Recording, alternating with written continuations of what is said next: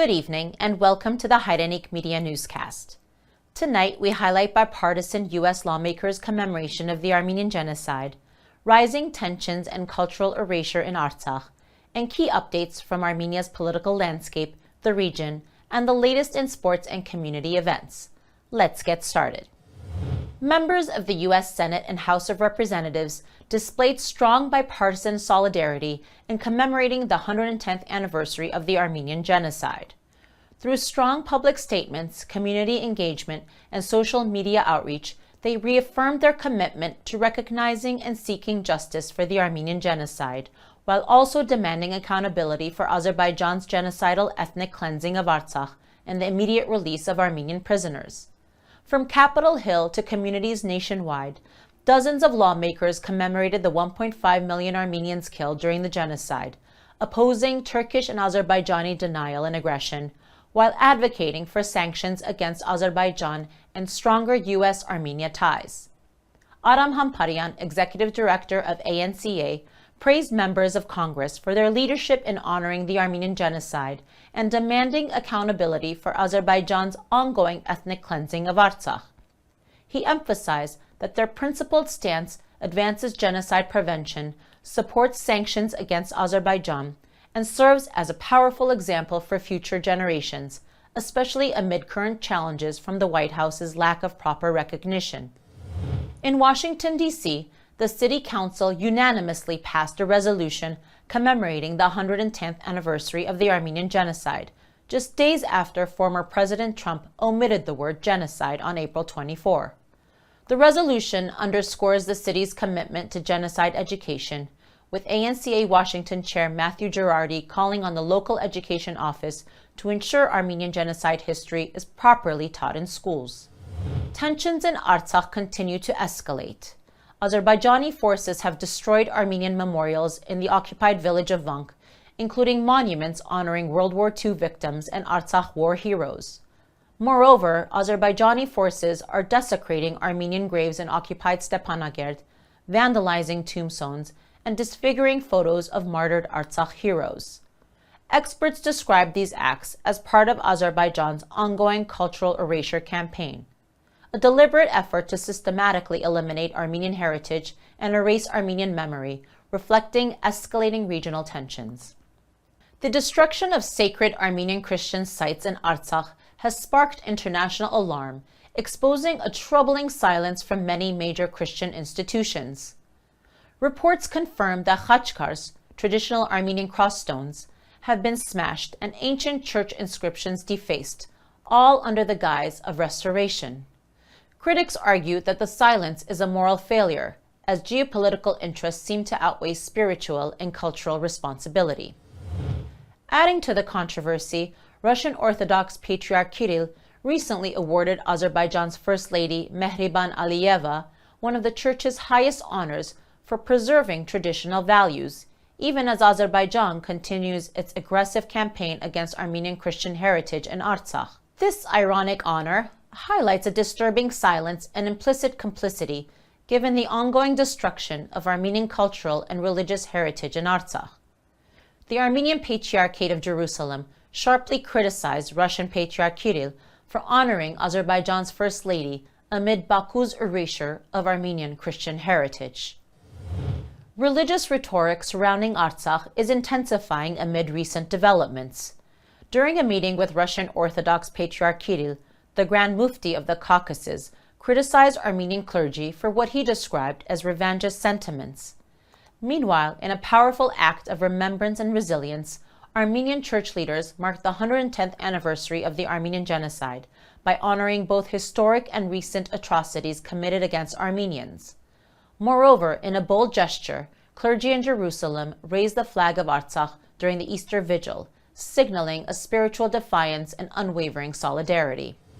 May 6 marked the 34th anniversary of the Voskebar massacre, part of Operation Ring in 1991, when Soviet and Azerbaijani forces brutally attacked Voskebar village in Armenia. The operation resulted in the deaths of civilians and police officers, with many others captured, tortured, or killed, and civilians killed by Soviet shelling. On May 8, Armenians also commemorate the 1992 liberation of Shushi, a symbol of resilience now under occupation once more. We honor the heroes who fought for its freedom, and with unwavering commitment and faith, we believe that the Armenian people will be reunited with Shushi once more. On May 9, Artsakh President Sambel Shahmanyan, accompanied by members of the Artsakh government, MPs of the National Assembly, and clergy, visited the Yerabulur military pantheon in Yerevan to honor those who fought in the 1992 liberation of Shushi. An event titled Shushi, There Will Be Return, was held in Yerevan to mark the Liberation Day of Shushi, organized by the ARF Nigol Akhbalyan Student Association. The event was attended by members of the ARF Bureau and Supreme Council of Armenia, opposition MPs from the Armenia faction of the National Assembly, Artsakh officials, as well as prominent political and public figures. In his remarks, ARF Supreme Council of Armenia Representative Ishkhan Sagatelian emphasized that relinquishing Artsakh would mean losing Armenian identity, reaffirming that the return of Artsakh Armenians remains a vital national goal. The event also featured a documentary about the independence movement and the liberation of Shushi. Catholicos Kadakin II marked the 80th anniversary of the Soviet World War II victory and the founding of the Artsakh Defense Army with a call for unity and resilience. He led prayers at Victory Park in Yerevan, honoring Armenian victims of war and those imprisoned in Baku. Meanwhile, in Baku, international experts, diplomats, and human rights groups are being prevented from attending the so-called open trials of Armenian prisoners of war, with even the Red Cross facing restrictions. Siranush Sahakyan, the Armenian lawyer representing the interests of these prisoners at the European Court of Human Rights, shared exclusive details about the restrictions. She stated that those attempting to be present at the sessions are facing persecution. Sahakyan also criticized the Baku authorities for trying to create the illusion of a legitimate trial by manipulating the minutes of the proceedings. In addition, she mentioned that despite shifts in U.S. policy, Washington may still influence Baku regarding the release of Armenian prisoners of war. The Office of the United Nations High Commissioner for Refugees confirmed that it has received official notification from the government of Azerbaijan, and it is concluding its operations in the country, said UNHCR spokesperson Matthew Saltmarsh. The development follows a series of recent actions by Azerbaijani authorities, including the closure of the Organization for Security and Cooperation in Europe, OSCE office several years ago. More recently, Azerbaijani officials have begun discussions about shutting down the International Committee of the Red Cross delegation in the country.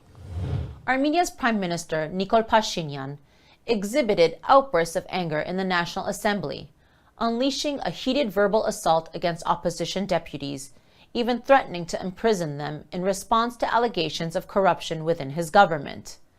The clash erupted following remarks by opposition Armenia Alliance MP Anna Grigoryan, who criticized Pashinyan for ignoring media reports highlighting corruption cases involving members of the ruling party and for lacking the political will to hold them accountable. Pashinyan's reaction was one of intense anger. He shouted and exhibited signs of a fit of rage. Interestingly, these outbursts often occur when the topics concern misconduct or corruption among the ruling majority. Parliament deputies from the main opposition Armenia Alliance demanded that Armenian law enforcement authorities take action against the Prime Minister over his latest threats to imprison them. Armenian Justice Minister Serbui Galyan announced that a draft of the new constitution is currently being prepared and is expected to be completed within 10 months. When asked about the potential exclusion of the Declaration of Independence from the new constitution, Galyan did not provide a definitive answer, stating that multiple versions are being considered and that the text is still in the drafting stage. In addition, Galyan noted that opposition representatives are excluded from these discussions. A new report from the Armenian Center for Political Rights warns that forthcoming law, effective August 9, grants Armenia's police extensive surveillance powers, including the use of AI and facial recognition to identify individuals, even for minor offenses like littering. Critics argue that the law violates international human rights standards such as privacy and peaceful assembly. The report calls for repealing or delaying the law until reviews by the OSCE and the Venice Commission are completed. Adding to concerns, prominent journalist David Beglarian described Armenia's expanding surveillance infrastructure as a digital concentration camp, highlighting a troubling trend: the increasing deployment of AI, facial recognition, and digital ID systems to monitor and control citizens. Recent policy shifts have also eliminated banking privacy and enabled mass data collection, from financial records to taxi logs and public transit usage.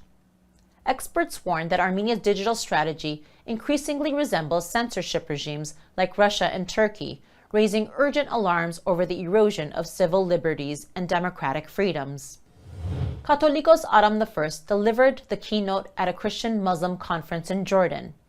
He urged religious unity and cooperation to confront shared challenges like extremism, injustice, and environmental crisis. Pope Leo XIV, born Robert Francis Prevost in Chicago, has been elected the new pope following Pope Francis's passing. Chosen on May 8, he was elected by 133 cardinals after the Vatican's traditional 9-day mourning period. The Armenian National Committee of America has urged the Pope to stand in support of Armenia, the first Christian nation since 301 AD.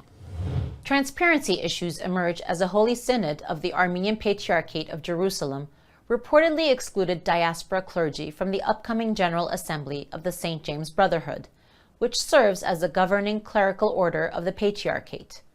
Critics view the move as a sign of institutional decay and secrecy amid unresolved scandals.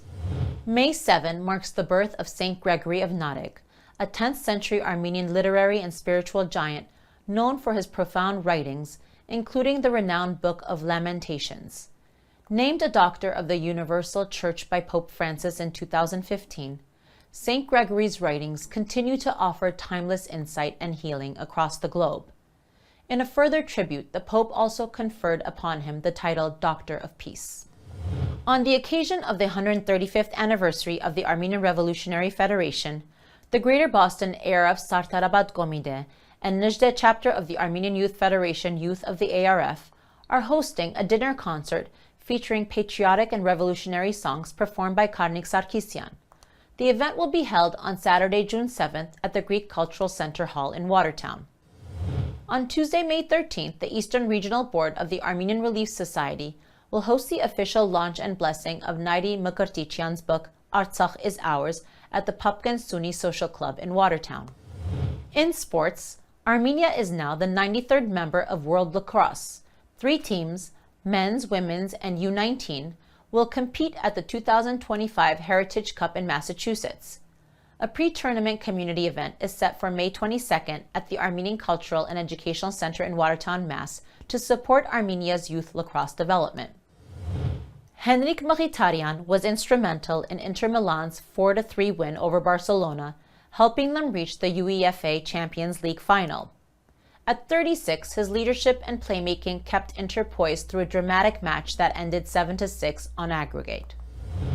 That's all for tonight's broadcast. Thank you for joining, and don't forget to follow us on YouTube, Facebook, Instagram, and X. Good night.